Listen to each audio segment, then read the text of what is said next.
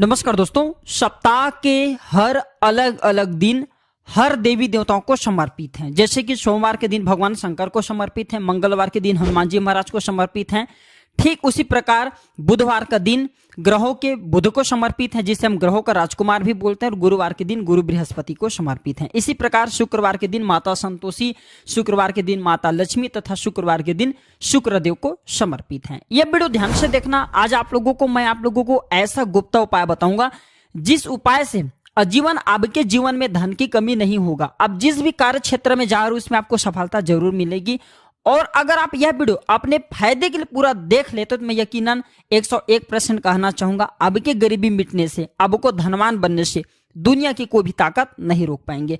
मैं आप लोगों को शुक्रवार संबंधी 2 पौराणिक कथा बताऊंगा। कथा ध्यान से सुनना, कथा में ही सारे सार छुपे हुए हैं। तो सारे जानकारी बताने से पहले, वीडियो में आगे बढ़ने से पहले सभी दर्शकों से गुजारिश करना चाहूंगा, कमेंट बॉक्स में जय माता लक्ष्मी जरूर लिखना। आइए कथा की ओर चलते हैं। वीडियो को ध्यान से सुनना है आपको। तो कथा के अनुसार एक बुढ़िया थी, उसका एक ही पुत्र था। बुढ़िया पुत्र के विवाह के बाद बहू से घर के सारे काम करवाती। ध्यान से सुनना, बुढ़िया पुत्र के विवाह के बाद बहू से घर के सारे काम करवाती, परंतु उसे ठीक से खाना नहीं देती थी। यह सब लड़का देखता, पर मां से अपने कुछ भी नहीं कह पाता। बहू दिन भर काम में लगी रहती, ओपले थापती, रोटी रसोई करती, बर्तन साफ करती, यहां तक कि कपड़े भी धोती, और इसी में उसका सारा समय बीत जाता। काफी सोच विचार कर एक दिन लड़का अपने माँ से बोला, माँ मैं परदेश जा रहा हूँ। माँ को बेटे की बात पसंद आ गई तथा उसने जाने की आज्ञा दे दी। ध्यान से सुनना। इसके बाद वह अपनी पत्नी के पास जाकर बोला, मैं परदेश जा रहा हूँ, अपनी कुछ निशानी दे दो। उनके पत्नी बोली, अर्थात जो सासू माँ की बहू बोली कि मेरे पास तो निशानी देने योग्य कुछ भी नहीं है। यह कहकर वह पति के चरण में गिरकर रोने लगी। इससे पति के जूते पर गोबर से सने हाथों से छप गई। ध्यान से सुनना, गोबर से सने हाथ जो हैं उनके जूते पर छप गई। उसके पुत्र के जाने के बाद, जी हाँ, बुढ़िया के पुत्र के जाने के बाद उनके सास के अत्याचार बढ़ गए। उनके पति जाने के बाद उनके सास के अत्याचार बहुत बढ़ गए। एक दिन बहू दुखी होकर मंदिर चली गई। वहां उसने देखा कि बहुत सी स्त्रियां पूजा कर रही थी। उसने स्त्रियों से व्रत के बारे में जानकारी ली, तो वहां पे जितने भी महिला थी वो बोली कि हम संतोषी माता का व्रत कर रही हैं, इससे सभी प्रकार के कष्टों का नाश होता है। स्त्रियों ने बताया कि शुक्रवार को नहा धोकर 1 लोटे शुद्ध जल ले, गुड़ चने का प्रसाद लेना है तथा सच्चे मन से माँ का पूजन करना चाहिए। खटाई भूल करके भी मत खाना और नहीं किसी को देना। एक वक्त अब को भोजन करना। इस प्रकार से उन्हें विधि भी बताया। व्रत विधान सुनकर के अब वह प्रति शुक्रवार को संयम से व्रत करने लगी। माता की कृपा से कुछ दिनों के बाद पति का पत्र आया। कुछ दिनों बाद पैसा भी आ गया। उसने प्रसन्न मन से फिर व्रत किया तथा मंदिर में जाकर अन्य स्त्रियों को बोली कि संतोषी माँ की कृपा से हमें हमारे जो पति का पत्र तथा कुछ रुपया आया है। अन्य सभी स्त्रियां भी श्रद्धा से व्रत को करने लगी। बहू ने कहा कि हे माँ, जब मेरा पति घर आ जाए, हे संतोषी माँ, जब मेरा पति घर आ जाए तो मैं तुम्हारे व्रत का उद्यापन करूंगी। कथा को ध्यान से सुनना है दर्शकों।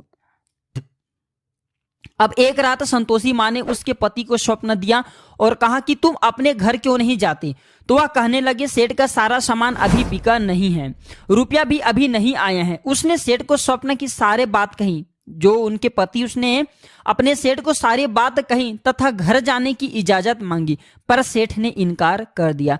मां की कृपा से कई व्यापारी आए, सोना चांदी तथा अन्य सामान खरीद करके ले गए। कर्जदार भी रुपया लौटा गए। अब तो साहूकार ने उसे घर जाने की इजाजत दे दी। घर आकर पुत्र ने अपनी माँ व पत्नी को बहुत सारे रुपये दिए। पत्नी ने कहा कि मुझे संतोषी माता के व्रत का उद्यापन करना है। उसने सभी को न्योता दे उद्यापन की सारी तैयारी की। पड़ोसी के एक स्त्री उसे, उनके जो सुखी हैं, तो पड़ोसी के एक स्त्री, जाहिर सी बात है जब व्यक्ति आगे बढ़ते तो लोग ईर्ष्या करते हैं, द्वेष करते हैं।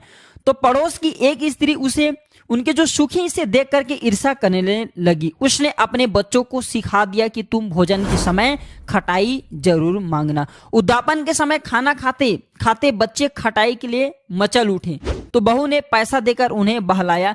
बच्चे दुकान से उन पैसों की इमली खटाई खरीद करके खाने लगे। तो बहू जो बहू है उन पर माता ने कोप किया। माता संतोषी हैं, ये क्रोध हो गए और राजा के दूत उसे, उनके जो पति हैं उसको पकड़ करके तुरंत उसी टाइम ले करके जाने लगे। तो किसी ने बताया कि उद्यापन में बच्चों ने पैसों की इमली खटाई खाई है। तो बहू ने पुनः व्रत के उद्यापन का संकल्प लिया। संकल्प के बाद वह मंदिर से निकली तो राह में पति आता दिखाई दिया। पति बोला, इतना धन जो कमाया है उसका कर राजा ने मांगा था।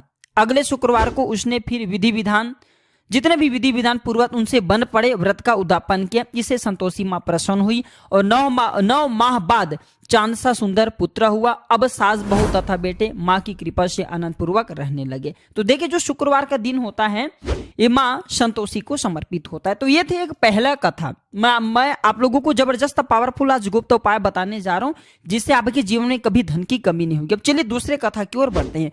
कमेंट बॉक्स में अभी तक जय माता लक्ष्मी नहीं लिखे तो लिख देना। तो दूसरे कथा कुछ इस प्रकार से हैं।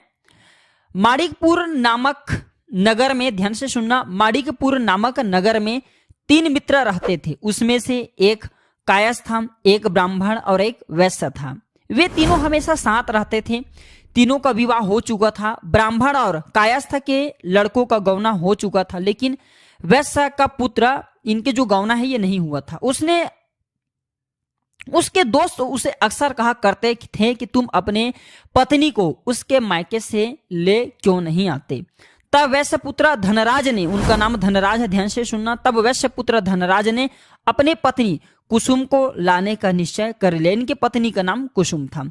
अगले ही दिन धनराज ने माता पिता से अपनी पत्नी कुसुम को लाने की बात कही। उसकी बात सुनकर उनके जो माता पिता हैं वे हैरान हो गए। बोले कि बेटे, अभी शुक्र अस्त हो रहा है, इसलिए अभी बहू को लाना उचित नहीं है। कुछ दिन ठहर कर रुक जाओ। लेकिन धनराज नहीं माना। वह कुसुम को लाने ससुराल पहुंच गया।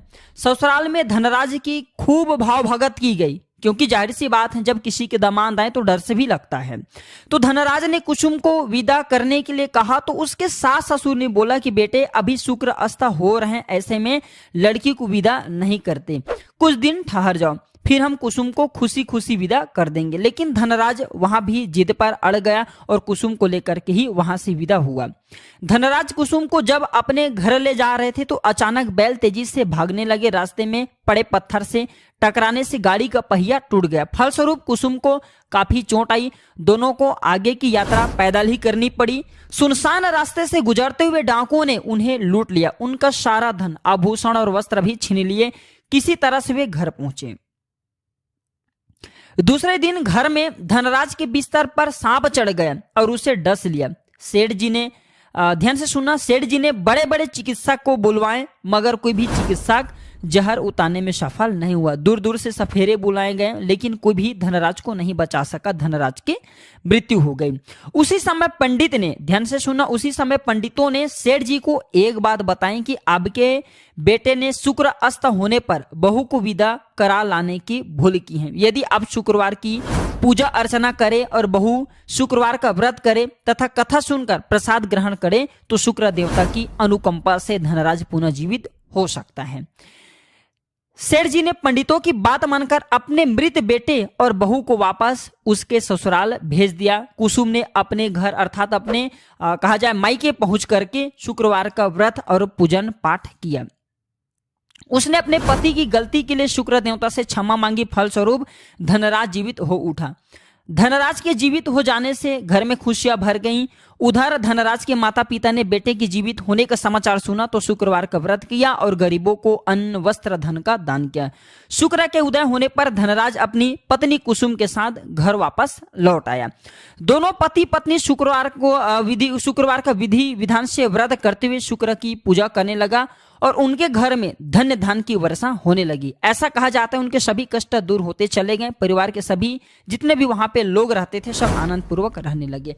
देखिए, जो शुक्र देवता इसे वैवाहिक सुख का देवता कहे गए हैं। जो शुक्र देवता प्रसन्न होते तो व्यक्ति को तेजी से धन प्रदान करते हैं। हम कई बार आप सभी दर्शकों को बोलते हैं कि जो लोग अपनी कुंडली में शुक्र को मजबूत कर लेते हैं ऐसे व्यक्ति के जीवन में फिर कभी धन का अभाव नहीं होता।